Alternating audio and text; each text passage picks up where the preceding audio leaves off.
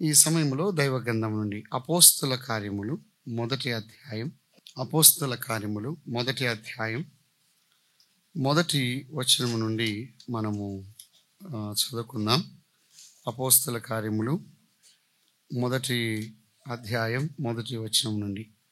ఓ తెయోఫిలా, యేసు తాను ఏర్పరచుకున్న అపోస్తులకు పరిశుద్ధాత్మ ద్వారా ఆజ్ఞాపించిన తర్వాత ఆయన పరమునకు చేర్చుకొనబడిన దినం వరకు ఆయన చేయుటకును బోధించుటకును ఆరంభించిన వాటన్నిటిని గూర్చి నా మొదటి గ్రంథమును రచించితిని. ఆయన శ్రమపడిన తరువాత 40 దినముల వరకు వారికి కగుపడుచు దేవుని రాజ్య విషయములను గురించి బోధించుచు అనేక ప్రమాణములను చూపి వారికి తను తాను సజీవునిగా కనపరుచుకొని ఆయన వారిని కలుసుకొని ఇలాగూ ఆజ్ఞాపించెను. మీరు యెరూషలేము నుండి వెళ్ళక నా వలన వినిన తండ్రి యొక్క వాగ్దానం కొరకు కనిపెట్టుడి. యోహాను నీళ్లతో బాప్తిసం ఇచ్చాను గాని కొద్ది దినములలోగా మీరు పరిశుద్ధాత్మలో బాప్తిసం పొందెదరని. కాబట్టి వారు కూడి వచ్చినప్పుడు, ప్రభువా, ఈ కాలమందు ఇశ్రాయేలునకు రాజ్యమును మరలా అనుగ్రహించదవా అని ఆయన అడుగ్గా, ఆయన కాలములను సమయములను తండ్రి తన స్వాధీనమందుంచుకొని ఉన్నాడు. వాటిని తెలుసుకొనుట మీ పని కాదు. అయినను పరిశుద్ధాత్మ మీ మీదికి వచ్చినప్పుడు మీరు శక్తి నొందెదరు గనుక మీరు యెరూషలేములోను యూదయ సమరయ దేశములనంతటిను భూదిగంతముల వరకును నాకు సాక్షులయ్యుందరని వారితో చెప్పాను. ఈ మాటలు చెప్పి వారు చూచుచుండగా ఆయన ఆరోహణమాయెను. అప్పుడు వారి కన్నులకు కనబడకుండా ఒక మేఘము ఆయన కొనిపోయెను. ఆయన వెళ్ళుచుండగా వారు ఆకాశం వైపు తేరి చూచుచుండిరి. ఇదిగో, తెల్లని వస్త్రములు ధరించుకొనిన 2 మనుషులు వారి యొద్ద నిలిచి, గలిలయ మనుషులారా, మీరెందుకు నిలిచి ఆకాశం వైపు చూస్తున్నారు? మీ యొద్ద నుండి పరలోకమునకు చేర్చుకొనబడిన ఈ యేసే ఏ రీతిగా పరలోకమునకు వెళ్ళుట మీరు చూచితురో ఆ రీతిగానే ఆయన తిరిగి వచ్చునని వారితో చెప్పారు. మంచిది. అపోస్తుల కార్యముల గురించి మనము కొన్ని వచనాలు మనం చదువుకుని ఉన్నాం. వాస్తవానికి యేసుక్రీస్తు ప్రభువారు ఆయన జన్మ, ఆయన జీవితం, ఆయన మరణం, ఆయన పునరుద్ధానం గురించి 4 సువార్తికులు వ్రాశారు. ఈ 4 సువార్తలకు, మత్తయి నుండి యోహాను సువార్తకు, ఈ 4 సువార్తలకు, పౌలు రాసిన 14 పత్రికలకు ఈ అపోస్తుల కార్యములు అనేది ఒక బ్రిడ్జి లాంటిది, ఒక వంతెన లాంటిది. అంటే ఈ వైపు నుండి ఆ వైపు వెళ్ళాలంటే ఖచ్చితంగా ఒక కాలువ ఉన్నప్పుడు, లేకపోతే ఒక నది ఉన్నప్పుడు ఏముండాలి? ఒక వంతెన, బ్రిడ్జ్ ఉండాలి. అది ఉంటేనే మనం అవతలికి వెళ్తాం. ఈ అపోస్తుల కార్యములు చదివితే తప్ప పౌలు రాసినటువంటి 14 పత్రికలు మనకు అర్థం కావు. కనుక అపోస్తుల కార్యములు అనేది చాలా ప్రాముఖ్యమైనటువంటి కార్యములు. అపోస్తుల కార్యములు అంటే పనులు అని అర్థం. అపోస్తులు జరిగించినటువంటి పనులు, లేదా అపోస్తుల కార్యములకు పరిశుద్ధాత్మ కార్యములు అని కూడా అంటారు. అపోస్తుల కార్యములు పరిశుద్ధాత్మ కార్యములు అని, లేకపోతే క్రీస్తు రాయబారుల పనులు అని అంటారు. క్రీస్తు రాయబారుల పనులు లేదా క్రీస్తు రాయబారుల కార్యములని మనం చూస్తూ ఉన్నాం. అపోస్తుల పనులు అని మనం చూస్తూ ఉన్నాం. వాస్తవానికి అపోస్తుల కార్యములను 5వ సువార్త అని కూడా అంటారు. అపోస్తుల కార్యములను 5వ సువార్త అని కూడా చెప్పబడుతూ ఉన్నది. అందుకే ఈ 4 సువార్తలు, వాటికి అనుబంధంగా వెంటనే అపోస్తుల కార్యములు ఉన్నది. కనుక ఈ సువార్తలు అర్థం కావాలి, తర్వాత పౌలు రాసినటువంటి పత్రికలు మనకు అర్థం కావాలంటే అపోస్తుల కార్యములు మనము చదువుతూ ఉండాలి. ఇందులో సంఘ చరిత్ర ఉన్నది. అపోస్తుల కార్యములో సంఘ ప్రారంభం, సార్వత్రిక సంఘ ప్రారంభం అనేది అపోస్తుల కార్యములో మనము గమనిస్తూ ఉన్నాం. ఇదొక చరిత్ర. అపోస్తుల కార్యములు అనగా అపోస్తుల పనులని, లేదా పరిశుద్ధాత్మ కార్యములని, లేదంటే క్రీస్తు రాయబారుల పనులని ఈ యొక్క అర్థాన్ని ఇస్తూ ఉన్నది. మ్యాక్సిమం యవనస్తులుగా ఉన్నవారు రాసుకోవడానికి ప్రయత్నం చేయండి. నెమ్మదిగానే కొన్ని విషయాలు నేను కూడా చెప్తాను. అపోస్తుల కార్యములో ఎక్కువగా సంఘ చరిత్ర అనేది 30 సంవత్సరాల సంఘ చరిత్ర ఉన్నది. అపోస్తుల కార్యములో దాదాపుగా 30 సంవత్సరాల సంఘ చరిత్ర అనేది ఎక్కువగా కనబడుతూ ఉన్నది. ఈ అపోస్తుల కార్యములు వైద్యుడైనటువంటి లూకా వ్రాసాడు. ఆయన మాట్లాడుతూ మొదటి అధ్యాయం 2వ వచనం ముగింపులో ఒక మాట అని అన్నాడు. నా మొదటి గ్రంథమును రచించి తిని అని అన్నాడు. 1:2లో తరువాత ఆయన పరమునకు చేర్చుకొనబడిన దినం వరకు ఆయన చేయుటకును బోధించుటకును ఆరంభించిన వాటన్నిటిని గురించి నా మొదటి గ్రంథమును రచించి తిని అని అన్నాడు. దైవ గ్రంథాన్ని ఎంతమంది రచించారు? దాదాపుగా 40 మంది. ఈ 40 మందిలో ఒకే ఒక అన్యుడు ఎవరు? లూకా. అసలు ఎంత ఆశ్చర్యం అంటే, ఒక అన్యుని ద్వారా దైవ గ్రంథములో 2 పుస్తకాలు రాయబడ్డాయంటే అది చాలా ఆశ్చర్యకరమైనటువంటి విషయం. అందుకే ఈ అపోస్తుల కార్యములో ఆయన పరమునకు చేర్చుకొనబడిన దినం వరకు ఆయన చేయుటకును బోధించుటకును ఆరంభించిన వాటన్నిటిని గురించి నా మొదటి గ్రంథమును రచించి తిని అని అన్నాడు.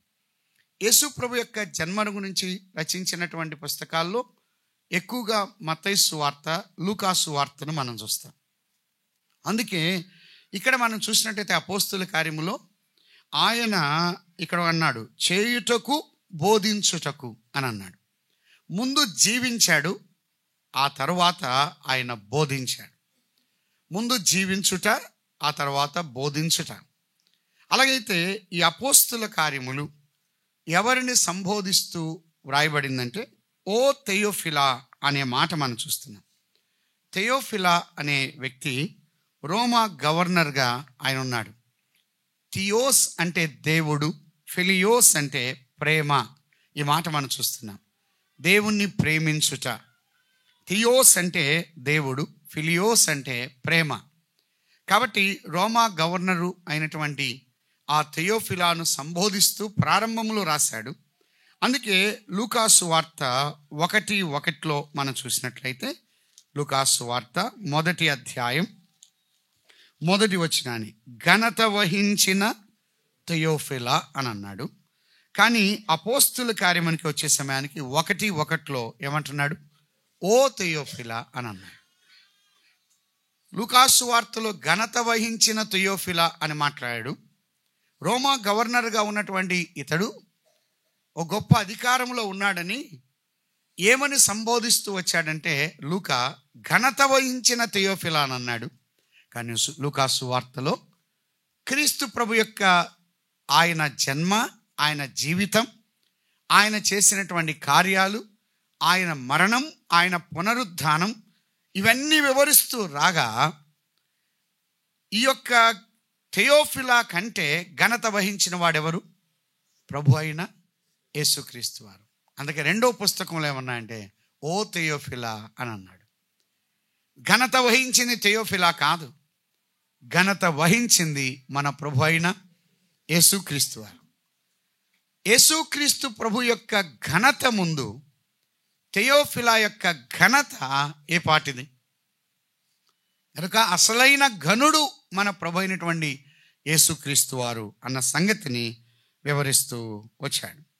అపోస్తుల కార్యములో 30 సంవత్సరాల సంఘ చరిత్ర అనేది మనము గమనిస్తూ ఉన్నాం.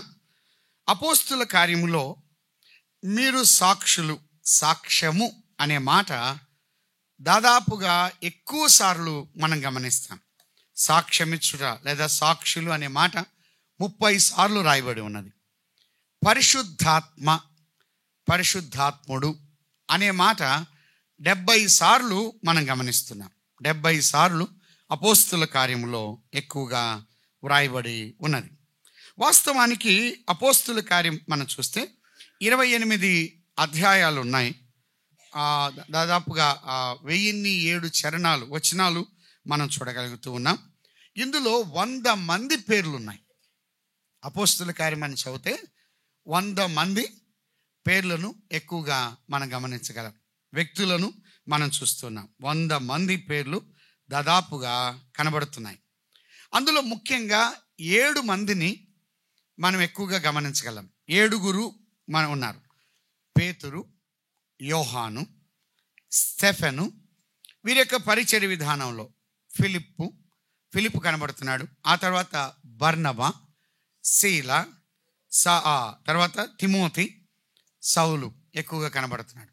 మిగతా వాని ఎక్కువ మంది వ్యక్తుల పేర్లు ఉన్నాయి, కానీ ఇందులో ముఖ్యంగా 7 మందిని మనం ఎక్కువగా గమనించగలం. 7 మందిని. అలాగైనట్లయితే పేతురు, యోహాను, స్టెఫెను, ఫిలిప్పు, బర్నబా, సీల, తిమోతి, పౌలు లేదా సౌలు, ఈ 7 మంది వ్యక్తులను మనము గమనించగలుగుతూ ఉన్నాం. ఇందులో అపోస్తుల కార్యములో ఎక్కువగా మనం గమనించినట్లయితే ప్రారంభంలో యెరూషలేము నుండి రోమాకు సువార్త వ్యాపించిన విధానం కనబడుతూ ఉన్నది. యెరూషలేములో ప్రారంభించబడినటువంటి సువార్త రోమాకు వచ్చినట్టుగా మనం చూస్తున్నాం. అందుకే అపోస్తుల కార్యములో యెరూషలేములో సార్వత్రిక సంఘ ప్రారంభం కనబడుతుంది. ఆ తర్వాత రోమాకు సువార్త వ్యాపించిన విధానం కనబడుతూ ఉన్నది. యెరూషలేము అనేది ఒక మత కేంద్రం. యెరూషలేము ఒక మత కేంద్రం, కానీ రోమా అనేది ఒక రాజకీయ కేంద్రం. యెరూషలేము ఒక మత కేంద్రం, రోమా పట్టణము ఒక రాజకీయ కేంద్రం. అక్కడ ఉన్నటువంటి ఆ రాజకీయం కానీ, రోమన్ ఎంపైర్ అంటారు, అక్కడ ఉన్నటువంటి సోల్జర్స్ కానీ వారు బహు భయంకరులైనటువంటి వారు. కాబట్టి అంతవరకు సువార్త ప్రారంభించబడింది. ఈ సువార్త ఎలా వెళ్ళింది అంటే డబ్బు ద్వారా కాదు, లేకపోతే ఘనుల ద్వారా కాదు. ఈ యొక్క సువార్త ప్రఖ్యాతి నొందిన వ్యక్తుల ద్వారా వెళ్ళలేదు, కానీ ఈ సువార్త ఎలా వెళ్ళిందంటే హింసల ద్వారా, శ్రమల ద్వారా, కన్నీళ్ల ద్వారా, కష్టము ద్వారా సువార్త వ్యాప్తి చెందింది. యెరూషలేము నుండి రోమాకు సువార్త ఎలా వెళ్ళిందంటే హింసల ద్వారా వెళ్ళింది. సార్వత్రిక సంఘములో ప్రారంభంలో హింసలు ఉన్నాయి. అందుకే ఈ 3 ఎక్కువగా కనబడతాయి. అవేమనగా బంధకాలు ఉన్నాయి, బెత్తములు ఉన్నాయి, బెదిరింపులు ఉన్నాయి.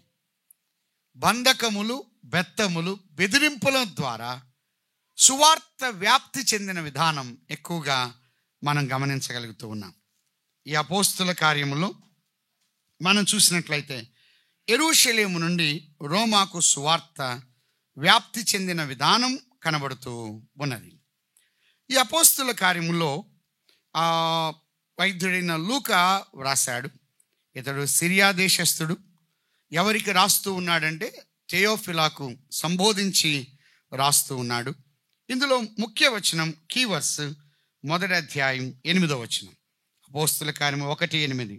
అయినను పరిశుద్ధాత్మ మీ మీదికి వచ్చినప్పుడు మీరు శక్తి నొందెదరు గనుక మీరు యెరూషలేములోను యూదయ, సమరయ దేశములనంతటను బూదిగంతముల వరకు నాకు సాక్షులయుందురని వారితో చెప్పాను.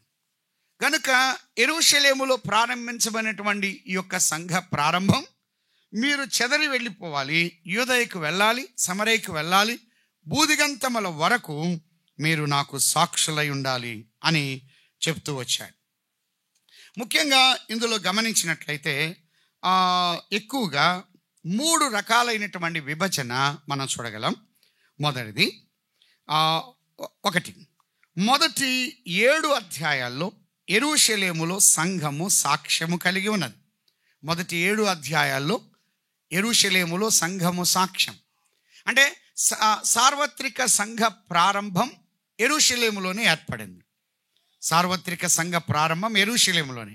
కనుక మొదటి 7 అధ్యాయాలు యెరూషలేములో సంఘము సాక్ష్యము కలిగి ఉన్నది. సంఘ సాక్ష్యము అనేది యెరూషలేములో ఉన్నది.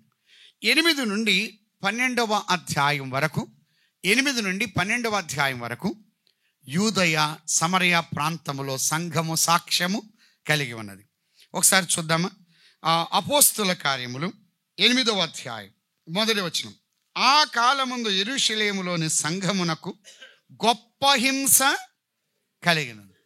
ఇక్కడ ఒక విషయం గమనించాలి. సంఘమునకు హింస ఆ కాలమందు బయటి వారి ద్వారా కలిగిందా, లోపల వారి ద్వారా కలిగిందా?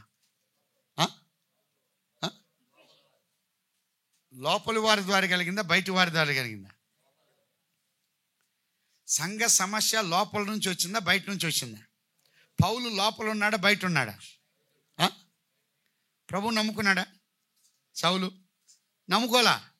అంటే ప్రారంభ దినాల్లో సంఘ సమస్య ఎవరి ద్వారా వచ్చింది? బయట వారి ద్వారా. బయట వారు. ఈ నేటి దినాల్లో ఇవి వేరే చెప్పగలరు, మీరే అనుభవంతో చెప్తున్నారు. చాలాసార్లు ఇంతకుముందు వచ్చిన సమస్య బయటి వారి ద్వారా వచ్చింది. ఆ కాలమున ఆ యెరూషలేములోని సంఘమునకు గొప్ప హింస కలిగింది. అపోస్తులుడు తప్ప అందరూ యూదయ సమరయ దేశములయందు చెదిరిపోయారు. మొదటి 7 అధ్యాయాల్లో ఎక్కడున్నారు వారు? సంఘములో. సంఘ సాక్ష్యం ఎక్కడుంది? యెరూషలేములో ఉంది. ఇప్పుడు వాళ్ళు ఏం చేశారు? ప్రభు ఏం చెప్పాడు? 1:8 ప్రకారం మీరు యెరూషలేములోను, ఇంకడెక్కడ, యూదయలోను సమరయలోను ఎప్పుడు వెళ్ళాలి అని చెప్పారు. అక్కడ పై వచనాల్లో ఒక మాట మనం చూస్తున్నాం. 1వ అధ్యాయం 4వ వచనం. ఆయన వారిని కలుసుకుని ఇలాగ ఆజ్ఞాపించను, మీరు యెరూషలేము నుండి వెళ్ళక నా వలన వినిన తండ్రి యొక్క వాగ్దానము కొరకు కనిపెట్టుడి. యోహాను నీళ్లతో బాప్తిస్మం ఇచ్చాను, కానీ కొద్ది దినముల్లోగా మీరు పరిశుద్ధాత్మలో బాప్తిస్మం పొందిన తరువాత మీరేం చేయాలి? యూదయకు వెళ్ళండి, సమరయకు వెళ్ళండి, గలిలయకు వెళ్ళండి, మీరు వెళ్ళి సువార్త ప్రకటించండి. కానీ పరిశుద్ధాత్ముడు వచ్చినా కూడా వాళ్ళు అక్కడే ఉన్నారు. సువార్త ఎక్కడ? యెరూషలేములోనే. స్తుతికుడికి ఎక్కడ? యెరూషలేములోనే. పరిచర్య ఎక్కడ? యెరూషలేములోనే. అంటే యెరూషలేము సంఘాన్ని వదిలిపెట్టి వెళ్ళట్లే. అందుకు ఆ కాలమున యెరూషలేములోని సంఘమునకు గొప్ప హింస కలిగింది. వాళ్ళు ఏం చేశారు? యూదయ సమరయకు చెదిరిపోయారు. వారు వెళ్ళలేదు గనుక దేవుడు వారిని ఏం చేశాడు? చెదరగొట్టాడు. ఇదే పోలిక ఆదికాండం 1వ అధ్యాయం 28వ వచనం. దేవుడు వారిని ఆశీర్వదించెను, ఎట్లనగా మీరు ఫలించి అభివృద్ధి పొంది విస్తరించి భూమిని నిండించి దానిని లోబరుచుకొనుడి అని అన్నాడు. మీరేం చేయాలి? అభివృద్ధి పొందండి, విస్తరించండి అని దేవుడు సెలవిచ్చారు. ఆదికాండం 11వ అధ్యాయం 4వ వచనాన్ని మనం చూద్దాం. 11:4. మరియు వారు మనము భూమి అన్నంతటా చెదరిపోకుండా. అలనాడు మీరు చెదరిపోండి అని అన్నాడు, కానీ వీరేం చేస్తున్నారు? చెదరిపోకుండా ఉన్నారు. మీరు యూదయకు వెళ్ళండి, సమరయకు వెళ్ళండి, గలిలయకు వెళ్ళండి అని పరిశుద్ధాత్ముని పొందిన తర్వాత మీరు వెళ్ళండి అని చెప్పినప్పుడు వారు అక్కడే ఉన్నారు, కానీ వారిని దేవుడు ఏం చేశాడు? చెదరగొట్టాడు. కనుక 8వ అధ్యాయం నుండి 12వ అధ్యాయం వరకు యూదయ సమరయ ప్రాంతంలో సంఘము సాక్ష్యము కలిగి ఉన్నది. మొదటి 7 అధ్యాయాలు యెరూషలేములో సంఘ సాక్ష్యం. 8 నుండి 12 అధ్యాయాల వరకు యూదయ సమరయ ప్రాంతంలో సంఘము సాక్ష్యం కలిగి ఉంది. 13వ అధ్యాయం నుండి 28 వరకు, 13 నుండి 28 వరకు బూదిగంతముల వరకు సంఘము సాక్ష్యము కలిగి ఉన్నది. ఈ 3 భాగాలు మనం ఎప్పుడైనా గుర్తుపెట్టుకోవాలి. ఎవరు వివరించినా కూడా అందులో 1-2 వచనాలు తప్ప మిగతా అన్నీ కూడా ఇలాగంటాయి. మొదటి 7 అధ్యాయాలు యెరూషలేములో సంఘ సాక్ష్యం, 8 నుండి 12 అధ్యాయాలు యూదయ సమరయ ప్రాంతంలో సంఘము సాక్ష్యం కలిగి ఉంది. 13 నుండి 28 వరకు బూదిగంతముల వరకు సంఘము సాక్ష్యం. అందువల్ల రోమాకు కూడా విస్తరించింది, రోమాలో కూడా పరిచర్య సాగింది. ఎక్కువగా అపోస్తుల కార్యములో దాదాపుగా ముఖ్యమైనటువంటి వ్యక్తులు 23 మంది కనబడుతున్నారు. ముఖ్యమైనటువంటి వ్యక్తులు 23 మంది కనబడుతున్నారు. ముఖ్య స్థలాలు ఎక్కువగా మనం చూస్తే దాదాపుగా 18 స్థలాలు ఉన్నాయి. 18 స్థలాలు అపోస్తుల కార్యములో మనము ఎక్కువగా గమనించగలుగుతూ ఉన్నాం. ఇందులో అపోస్తుల కార్యంలో ముఖ్య పదము ఏంటంటే సంఘం. ముఖ్య పదం ఏంటది? సంఘం, సంఘం, సంఘం. కాబట్టి సంఘ ప్రారంభం కనబడుతుంది. సంఘము చాలా ప్రాముఖ్యమైనది. అందుకే కేంద్ర స్థానం మన ప్రభు అయినటువంటి యేసుక్రీస్తు వారు మాత్రమే. ఆ సంఘం గనుక ఆ అపోస్తుల కార్యములు మనం చూస్తే సంఘము అనేది మనం గమనించినట్లయితే వాళ్ళు ఎక్లేషియా అని అన్నాడు, కాల్డ్ అవుట్ కంపెనీ. వారు ప్రత్యేకించబడినటువంటి జనం, వారు లోకము నుండి వారు ప్రత్యేకించబడ్డారు. కాబట్టి సంఘము అనగా ఒక ప్రత్యేకించబడినటువంటి మనలో ఒక ప్రత్యేకత అనేది ఉండాలి. సంఘము అనేది ఎంత ప్రాముఖ్యమైనదో అపోస్తుల కార్యములో మనం గమనిస్తూ ఉన్నాం. సంఘానికి ఎక్కువ మొదటిది మన ప్రభు అయినటువంటి యేసు క్రీస్తు వారికి ప్రాధాన్యత ఇస్తున్నాం. రెండవది స్థానిక సంఘం, లోకల్ అసెంబ్లీకి మనం ఎక్కువ ప్రాధాన్యత ఇస్తాం. సంఘము అనేది అది చాలా ప్రాముఖ్యమైనది. సంఘానికి లోకములో ప్రభు ఇచ్చిన ప్రాధాన్యత అది విశిష్టంగా ఇచ్చాడు, అది అమూల్యంగా ఇచ్చినట్టుగా మనం చూస్తూ ఉన్నాం. అందుకే సంఘానికి ఎక్కువగా పోలికలు ఎఫెసీ పత్రికలో 4 పోలికలు ఉన్నాయి. ఎన్ని పోలికలు ఉన్నాయి? 4 పోలికలు అపోస్తుల కార్యములో ఎఫెసీ పత్రికలో మనం చూడగలుగుతున్నాం. సంఘం చాలా ప్రాముఖ్యమైనది. సంఘం ఎటువంటిది? ఉదాహరణకు కొన్ని మాటలు మనం చూద్దాం. కొరింథీయులకు రాసిన మొదటి పత్రిక 1వ అధ్యాయం 1-2 వచనాలు మనం చూద్దాం. కొరింథీయులకు రాసిన మొదటి పత్రిక 1వ అధ్యాయం 1-2 వచనాలు ఏమన్నారు? దేవుని చిత్తము వలన చదవండి ఎవరైనా. దేవుని చిత్తం వలన యేసుక్రీస్తు యొక్క అపోస్తలుడుగా ఉండుటకు పిలువబడిన పౌలును, సహోదరుడైన సోస్తెనేసును, కొరింథీలో ఉన్న దేవుని సంఘమునకు అనగా క్రీస్తు యేసునందు పరిశుద్ధపరచబడిన వారై పరిశుద్ధులుగా ఉండుటకు పిలువబడిన సంఘము అంటే అది ఎటువంటిదంటే అది పరిశుద్ధమైనది. కాబట్టి సంఘము అనేది ఎటువంటిదంటే పరిశుద్ధమైనది. పరిశుద్ధపరచబడి పరిశుద్ధులుగా ఉండుటకు పిలువబడినవారు. కాబట్టి మొట్టమొదటిది సంఘము పరిశుద్ధమైనది. దేవుడు లోకములో నుండి నిన్ను నన్ను ఎందుకు వేరుపరిచారంటే మనం ఎలా ఉండాలి? పరిశుద్ధులుగా ఉండాలి. కొరింథీ పత్రికలో అదే చెప్పాడు. మీరు పవిత్రులుగా ఉండాలి, పరిశుద్ధంగా ఉండాలి. అంటే సంఘము పరిశుద్ధమైనది. సంఘములో అపవిత్రత అనేది ఉండడానికి వీలు లేదు. ఎందుకు ఆ మాట అన్నా అంటే సంఘము పరిశుద్ధమైనది అని అంటే ముఖ్యంగా ఆయన ఎటువంటి వారు? పరిశుద్ధుడు. కాబట్టి ప్రభువు పరిశుద్ధుడు గనుక అందుకే ఏ గ్రంథమైనా చూడండి పరిశుద్ధుడు అని ఒక యేసుక్రీస్తు ప్రభు వారికే ఉంది.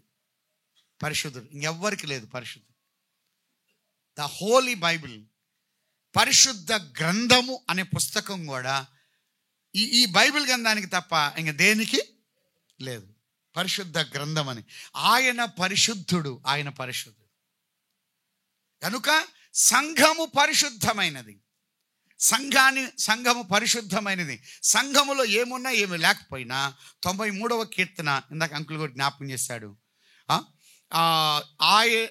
ఆయన మందిరానికి ఏది అనుకూలమని అన్నాడు? యెహోవా ఎన్నటెన్నటికి నీ మందిరమునకు పరిశుద్ధతయే అనుకూలం. ఏమండి ఈ లైట్లు ఉన్నాయి ఎవరికి? మనకా ప్రభువుకా?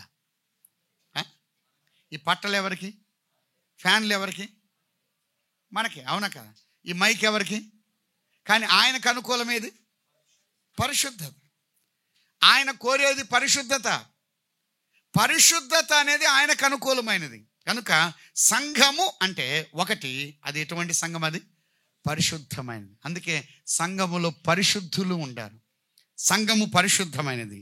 మరొక మాట చెప్పాడు తిమోతికి రాసిన మొదటి పత్రిక 3వ అధ్యాయం మనకందరికీ విదితమే 14-15 వచనాల్లో అన్నాడు. 15 వచనంలో అయినను నేను ఆలస్యము చేసిన ఎడల దేవుని మందిరములో అనగా జీవము గల దేవుని సంఘం. రెండవది సంఘము అనేది ఎటువంటిది? అది జీవం.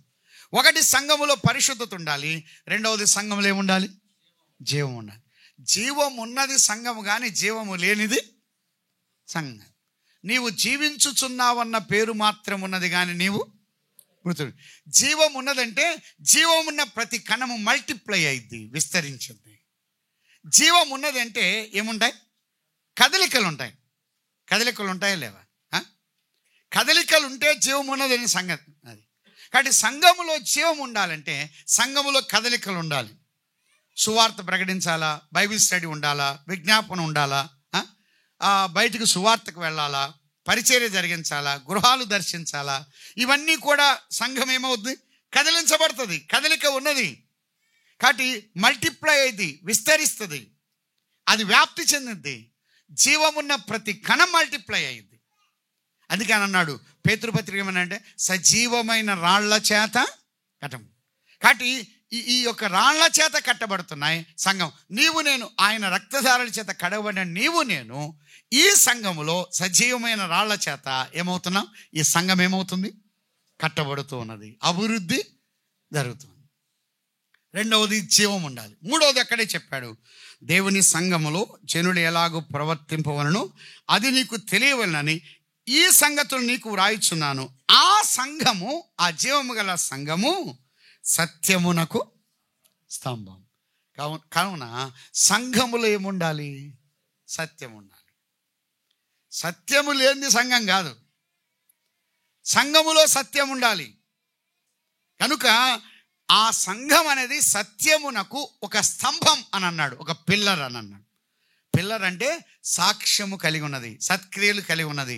పిల్లర్ అంటే నిటారుగా ఉండేది, నిలకడగా ఉండేది, స్థిరంగా ఉండేది. అలాగైనట్లయితే ఆ సంఘములో సత్యం ఉండాలి, సత్యం ఉండాలి. ఈ నేటి దినాల్లో క్రొత్త విధానాలు, క్రొత్త పోకడలు వచ్చి సంఘములో ఇవన్నీ చేరడాన్ని బట్టి ఒక నేరో ఏర్పడుతుంది. సత్యానికి స్థానం లేకుండా పోతా ఉంది. మీరు చూడండి, మన పిల్లలు చాలామంది కొన్ని స్థలాల్లో ఇతర స్థలాలకు వెళ్తారు. బెంగళూరు వెళ్తున్నారు, కొన్ని ఇతర దేశాలకు వెళ్తున్నారు, ఇతర ప్రాంతాలకు వెళ్తున్నారు. అక్కడికి వెళ్ళి అక్కడ కొత్త సిస్టమ్ ఇంప్లిమెంట్ చేసి వాటిని తీసుకొచ్చి సంఘాల్లో జొరబడుతున్నారు. ఏమండి, హైదరాబాద్ సంఘంలో ఇట్లా ఉంది అంకుల్, ఎట్టయినా సరే ఇది పెట్టాల్సిందే అని. అయ్యా బాబు, అది మనకు కుదరదయ్యా, మనం ఇంతకుముందు నుంచి లేదు అని అంటే కుదరదు. కానీ వాక్యం ఏం చెప్తుంది? వాక్యాన్ని తప్పుదారి పట్టించి ఇప్పుడేం చేస్తున్నారు? ఈ పిల్లలు చెప్తున్నారు కాబట్టి ఆ పిల్లల మాట వింటున్నారు. సంఘంలో వాళ్ళు బాగున్నారు, మంచిగా ఇస్తున్నారు, ఈవులు సంవత్సరానికి ఒకసారి కొంత ఇంతో ఈవు పంపిస్తారు, వాళ్ళకి వీళ్ళకి బట్టలు పెడతా ఉంటారు, ఏదో ఒకటి సహాయం చేస్తూ ఉంటారు, వాళ్ళు మంచి ఎంప్లాయీస్గా ఉంటారు. వాళ్ళ సిస్టమ్ అంతా తీసుకొచ్చి సంఘాల్లో పెడుతున్నారు. ఇప్పుడేమవుతుంది తెలుసా? దేవుని వాక్యానికి ప్రాధాన్యత తగ్గిపోయి ఇవన్నీ ఎంటర్ అవ్వడాన్ని బట్టి దేవుని వాక్య విలువలు ఏమవుతున్నాయంటే మూతబడుతున్నాయి.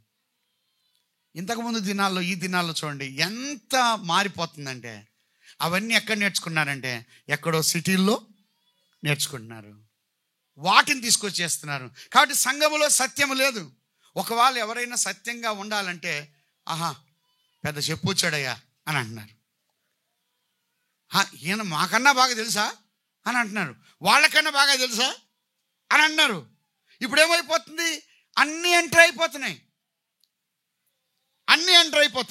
వీటిని బట్టి ఏమవుతుందంటే సేవకులు, పెద్దలు కొన్ని స్థలాల్లో కాంప్రమైజ్ అవుతున్నారు.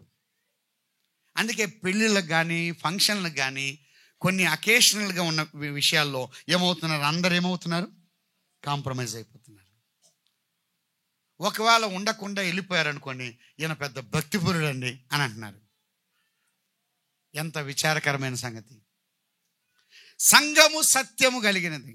మీరు ఎప్పుడైనా ఒక విషయం గుర్తుపెట్టుకోండి, సిక్కులు ఉన్నారు, సిక్కుల పెళ్ళిళ్ళు, మార్వాడీస్ పెళ్ళిళ్ళు, నెల్లూరులో మార్వాడీస్ ఎక్కువ మంది ఉంటారు, వాళ్ళ మార్వాడీస్ పెళ్ళిళ్ళు జరుగుతున్నాయి. హిందువుల పెళ్ళిళ్ళు ఉన్నాయి, ముస్లిమ్స్ పెళ్ళిళ్ళు ఉన్నాయి. మీరు ఎక్కడ పెళ్ళికైనా వెళ్ళండి, ఈ హిందువుల పెళ్ళిళ్ళు కానీ, సిక్కుల పెళ్ళి కానీ, ముస్లిం పెళ్ళి కానీ, వాళ్ళ సిక్కుల ఆచారాల్లో ఒక్క వేరే ఆచారము ఉండదు. ఒక్క ముస్లిం ఆచారాల్లో వేరే ఆచారాలు ఉండవు, ఒక్క ముస్లిం ఆచారం మాత్రమే ఉంటుంది. మీరు ఎక్కడికైనా వెళ్ళండి, హిందువులు ఉన్నారు. హిందూ టెంపుల్లో పెళ్లి జరుగుతున్నప్పుడు ఎప్పుడైనా ఎవరైనా బైబిల్ చదివి పెళ్లి చేసిన సందర్భాలు ఉన్నాయా? లేదు. కానీ ఒక క్రైస్తవుడే అన్నిటికీ కాంప్రమైజ్ అవుతాడు. ఒక క్రైస్తవుల్లోనే అన్నీ వచ్చేస్తాయి, అన్నీ వస్తాయి, సత్యము పోతుంది. ఒక క్రైస్తవ పెళ్ళిళ్ళలోనే అన్ని ఆచారాలు చేసేవాళ్ళు. ఇంక దేంట్లో చేయరు. మీరు ఎక్కడైనా చూడండి, ముస్లిమ్స్ చూడండి, హిందువులు చూడండి, వాళ్ళు చాలా ఖచ్చితంగా ఉంటారు.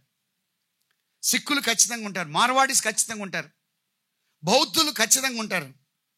వాళ్ళ ట్రెడిషన్స్ వారి ట్రెండ్స్ కాకుండా మిగతా వాటికి ప్రాధాన్యత లేదు. కానీ ఒక్క క్రైస్తవుల్లోనే అన్నీ వస్తాయి.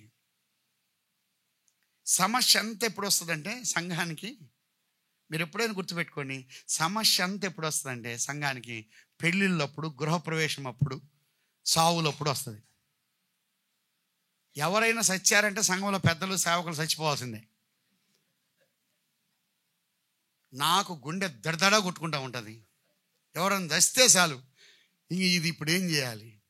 నేను ఒకే చెప్పా, అయ్యా నేను రాను, దీనికి నేను పాలు పొందలేను, మీరు చేసుకుంటే చేసుకోండి, నాకు మాత్రం నాకు కష్టం. ఎందుకు? ఇంకా కాంప్రమైజ్ కావాలి అని అంటారు. కాకపోతే ఇంక ఎట్లంటే అటు మాట్లాడతారు, కానీ అక్కడి నుంచి వెళ్ళిపోతాం.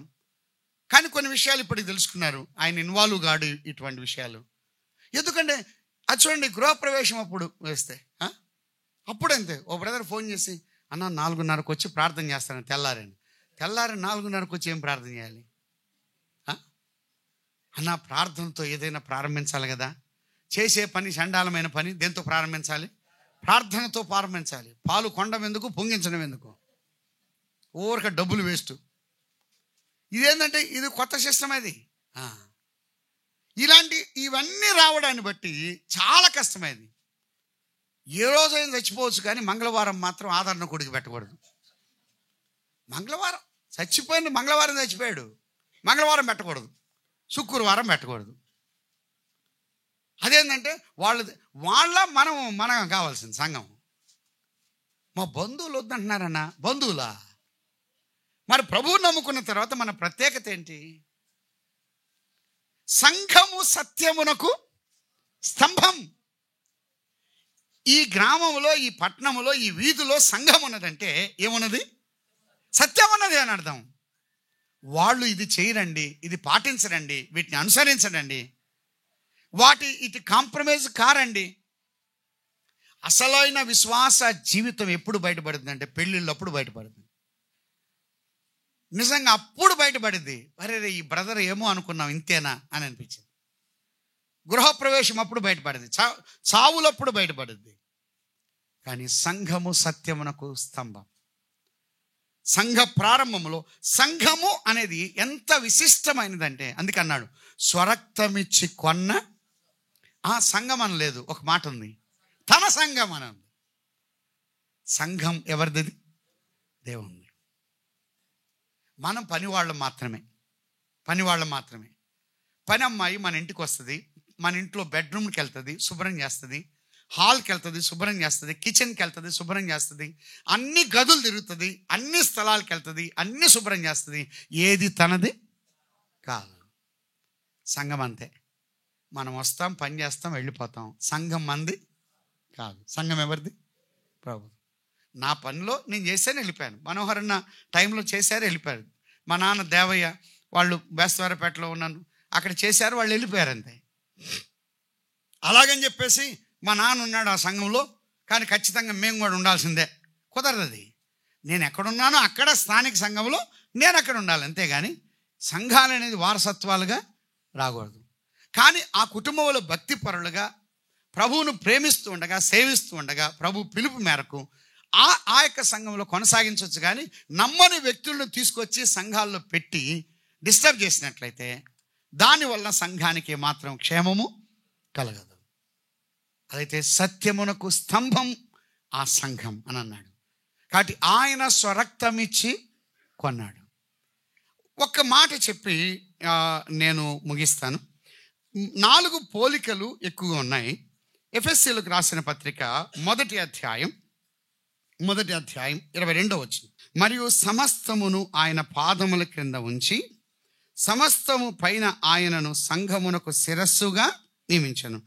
ఆ సంఘము ఆయన శరీరము అని అన్నాడు. గనుక సంఘమునకు శిరస్సు ఎవరు? ప్రభు అయిన యేసుక్రీస్తు వారు. శరీరము అనేది ఏంటది? సంఘం. అంటే సంఘము శరీరము, ఆయన శిరస్సు. ఇది మొదటి పోలిక, ఇది గుర్తుపెట్టుకున్నాం. రెండవ అధ్యాయం 20 నుండి 22 వచనం వరకు చూస్తే ఆయన పునాది సంఘము కట్టడము లేదా గోడలు మనం చూస్తున్నాం. ఆయన పునాది 20, 21, 22 వచనాలు. ఎఫెసీ పత్రిక 2వ అధ్యాయం 20, 21, 22 వచనాలు. ఆయన పునాది సంఘము అనేది ఏంటిది? కట్టడము లేదా గోడలు. మూడవ పోలిక 5వ అధ్యాయం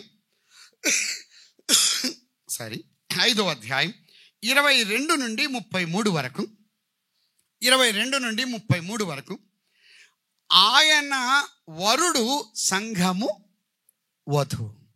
ఆయన పెళ్లి కుమారుడు, సంఘము పెళ్లి కుమార్తె. అర్థమవుతుందా? ఆయన వరుడు, సంఘము వధువు. 4వ పోలిక 6వ అధ్యాయం 10వ వచనం నుండి దాదాపుగా 18వ వచనం వరకు. 6వ అధ్యాయం 10 నుండి 18 వరకు నేరుగా ఉండదు, కానీ ఆయన సైన్యాధిపతి, సంఘము సైన్యం. ఆయన సైన్యాధిపతి, సంఘము సైన్యం. ఈ 4 పోలికలు గుర్తుపెట్టుకోండి ఒకసారి. ఆయన శిరస్సు, సంఘము శరీరం. రెండవది ఆయన పునాది, సంఘము గోడలు లేదా కట్టడం. మూడవది ఆయన వరుడు, సంఘము వధువు. 4వది ఆయన సైన్యాధిపతి, సంఘము సైన్యం. ఒక చిన్న ప్రశ్న, సైన్యం ముఖ్యమా, సైన్యాధిపతి ముఖ్యమా? సైన్యాధిపతి ముఖ్యం. పునాది ముఖ్యమా, గోడలు ముఖ్యమా? పునాది ముఖ్యం. శిరస్సు ముఖ్యమా, శరీరం ముఖ్యమా? శిరస్సు.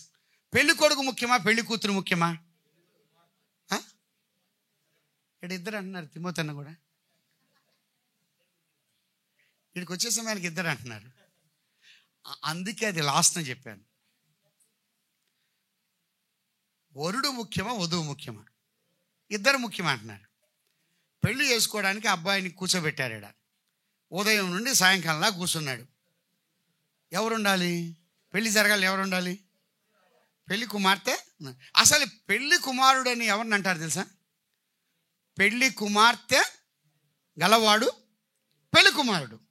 పక్కన పెళ్లి కూతురు. ఇప్పుడు పెళ్లికి వచ్చినప్పుడు అందరూ సూటు బూట్ వేసుకుంటారు. మనం అంటాం కొంతమంది, పెళ్లి కొడుకు ఉన్నట్టున్నాడయ్యా అని అంటారు.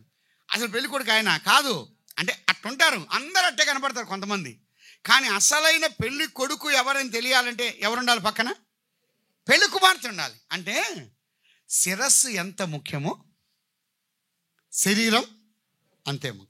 అవునా కదా? ఇప్పుడు నా తలకాయ ఒక్కటి గాలిలో వచ్చింది అనుకుని ఎవరైనా పలకరిస్తారా? రత్నాకరే అని రారు, ఎవరు రారు. ఈ మొండెం ఒక్కటి ఉందనుకోండి, నా మొండెం నాది అని తెలియాలంటే నాకు ఖచ్చితంగా ఏముండాలి? అది సంఘానికి ఉనికిలోనికి తెచ్చింది. ఆయన లేకుండా సర్వ సంపూర్ణత లేదు. శిరస్సు ఎంత ముఖ్యమో శిరస్సు శరీరం ఏ నాడు విడిపో. అవి అన్నీ కలిసి ఉంటాయి, అంటి ఉంటాయి. అర్థమవుతుందా? అంటే ఒక విశ్వాసి ఎవరితో సంబంధం ఉండాలి? శిరస్సుతో ఉండాలి. శిరస్సును హత్తుకొనని వాడెవడైనా అని కొలసే పత్రికలో అన్నాడు.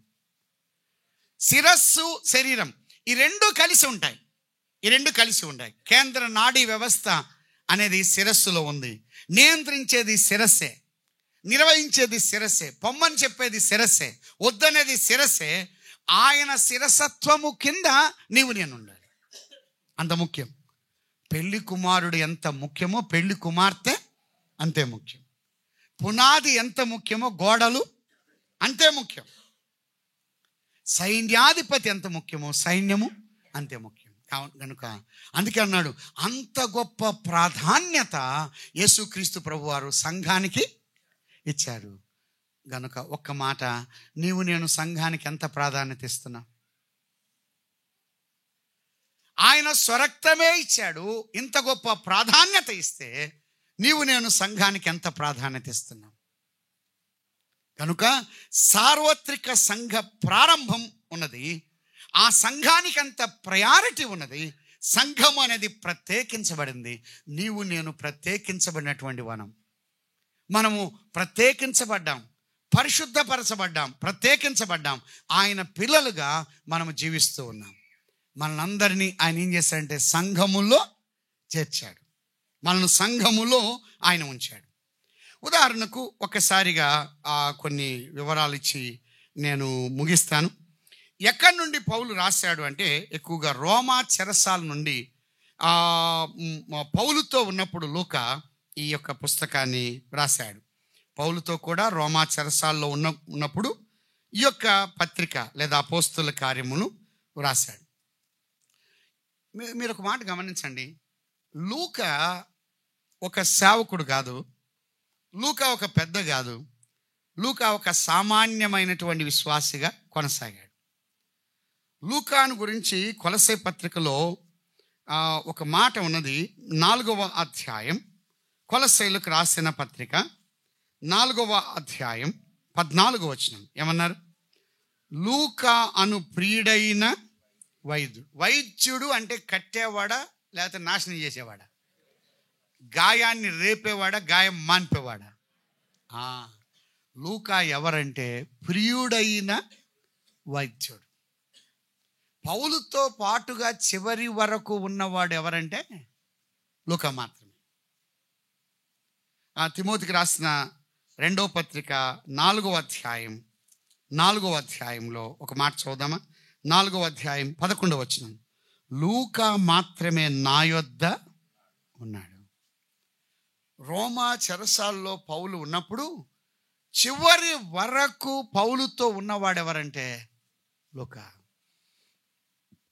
లూకా సేవకుడు కాదు, ఒక పెద్ద కాదు, ఒక నాయకుడు కాదు, ఒక సామాన్యమైన విశ్వాసిగా ఉన్నాడు. ప్రియుడైన వైద్యుడిగా ఉన్నాడు. పౌలుకు అనేక రకాలుగా పరిచర్య జరిగించిన వాడు లూకా.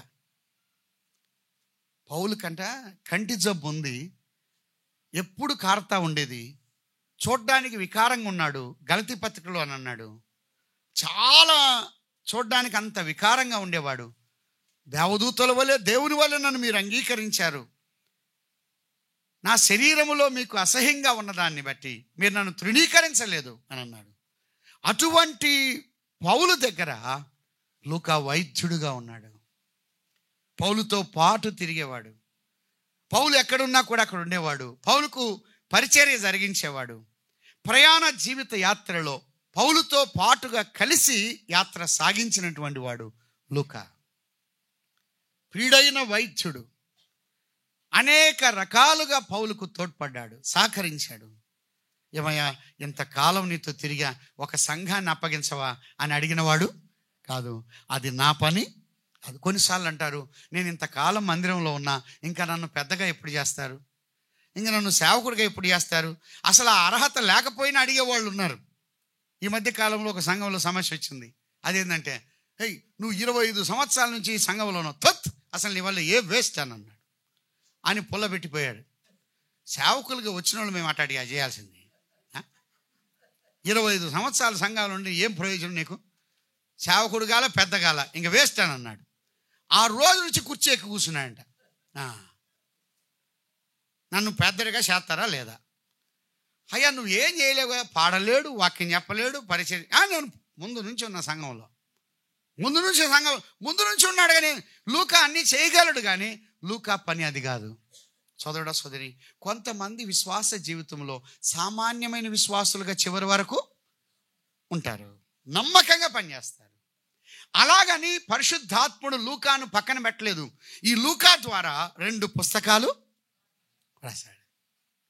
సామాన్యమైన విశ్వాసుల ద్వారా దేవుడు గొప్ప కార్యాలు జరిగిస్తున్నాడు. దైవ గ్రంథంలో చూస్తున్నాం, కల్లారా చూస్తున్నాం. గనుక నీవు ఇన్ని సంవత్సరాలు ఉంటే పెద్దగా ఉండాలని ఎక్కడా లేదు. ఇన్ని సంవత్సరాలు ఉంటే సేవకుడిగా ఉండాలని లేదు. ఇన్ని సంవత్సరాలు ఉంటే ఏదో ఒక బాధ్యత అప్పగించబడాలని లేదు. ఒకవేళ ప్రభు ఆ కృపావరం ఇస్తే దాన్ని బట్టి నువ్వు ఆ పరిచర్యకు, ఆ పనికి ఎలిజిబుల్ ఉంది. కానీ ఇన్ని సంవత్సరాలు ఉన్నావు కనుక నిన్ను నాయకుడిగా పెట్టాలని ఎక్కడా లేదు. అడగొద్దు. అడుగుతున్నాము అని అంటే ఆ పనిని చెడగొట్టడానికే కానీ బాగు చేయడానికి కాదు. లూకా చివరి వరకు ఉన్నాడు పౌలుతో. కానీ ఏ నాడు కూడా ఏ ఆధిపత్యం కానీ ఏ అధికారాన్ని కానీ కోరుకున్నవాడు కాదు. లూకాను ప్రభు ఎంత బలంగా ఉపయోగించాడు. కనబడకుండానే ఉన్నాడు కానీ ఆ పుస్తకం రాయడానికి ప్రభు బలంగా వాడుకున్నాడు. ఎక్కడి నుండి రాశాడంటే పౌలుతో కూడా రోమా చెరసాల్లో ఉన్నప్పుడు ఈ యొక్క పుస్తకాన్ని రాశాడు. ఎందుకు రాశాడు? రాయడానికి ఉద్దేశం ఏంటంటే లూకా థెయోఫిలాను విశ్వాసములో స్థిరపరచుటకు, రోమా గవర్నర్ అయిన థెయోఫిలాను స్థిరపరచడానికి మాత్రమే కాదు, సంఘ చరిత్రలో దేవుని సంకల్పాన్ని రాస్తూ తెలియపరుస్తూ రాశాడు. సంఘ చరిత్రలో దేవుని యొక్క సంకల్పం, దేవుని ఉద్దేశం, సంఘానికి ఎంత గొప్ప ప్రాధాన్యత ప్రభు కలిగించాడో ఆ విషయాన్ని ఎక్కువగా వివరిస్తూ రాసింది ఎక్కడంటే అపోస్తుల కార్యంలోని. అందుకే మీరు ఎప్పుడైనా సరే సంఘ విషయాలు, సంఘ విశిష్టత, సంఘ ప్రాధాన్యత తెలియాలంటే ఖచ్చితంగా ఏం చదవాలి? అపోస్తుల కార్యం చదవాలి. అందుకే సంఘానికి అంత విలువ ఇచ్చాడు. పూర్వపు చరిత్ర ఉన్నది ఇందులో. ముఖ్యంగా పేతురు యెరూషలేములో ప్రకటించిన సువార్త ఇందులోనే మనం చూస్తాం. అంత మాత్రమే కాకుండా పౌలు చిన్న ఆసియాలో ప్రకటించిన సువార్త కనబడుతుంది. పేతురు యెరూషలేములో ఎలా పనిచేశాడో ఆ సువార్త వివరాలు వ్రాయబడి ఉన్నాయి.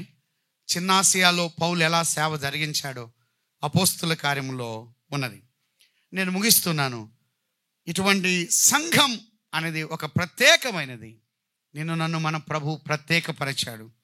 చివరిగా ఒక మాట చదివి నేను ముగిస్తాను. కొరింథీయులకు రాసిన 2వ పత్రిక 6వ అధ్యాయం 18వ వచనంలో చివరి, నేను వారిలో నివసించి సంచరింతును, నేను వారి దేవుడినయుందును, వారు నా ప్రజలయుందును.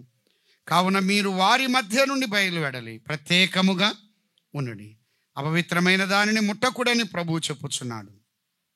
అలాగైతే మీరు వారి మధ్య నుండి బయలువెడలి ప్రత్యేకంగా ఉండండి, నేను వారి దేవుడినయుందును, వారు నా ప్రజలు. మనము ఆయన జనాంగం, ఆయన ప్రజలం. నన్ను ఆయన ప్రజగా చేసుకోవడానికి యేసుక్రీస్తు ప్రభు వారు ఏం చేశాడు? అందుకే అన్నాడు, స్వరక్తమిచ్చి నన్ను కొన్నాడు. సొమ్మిచ్చి కొనలా, సామర్థ్యత ఇచ్చి కొనలా, తన యొక్క రక్తం ఇచ్చి నన్ను కొన్నాడు. ఆయన బిడ్డలుగా చేసుకున్నాడు. కల్వరి సిల్వ రక్తధారల చేత కడగబడి మనం ఎంత విలువైన వారం అండి, ఎంత ప్రాధాన్యత కలిగిన వారం, ఎంత ప్రాముఖ్యం. ఒకప్పుడు లెక్కలేని వారం, విలువ లేని మనకు ఆయన రక్తధారలతో కడగబడిన సంఘములో నన్ను ఉంచారంటే మనం ఎంత విశిష్టమైనటువంటి వారం.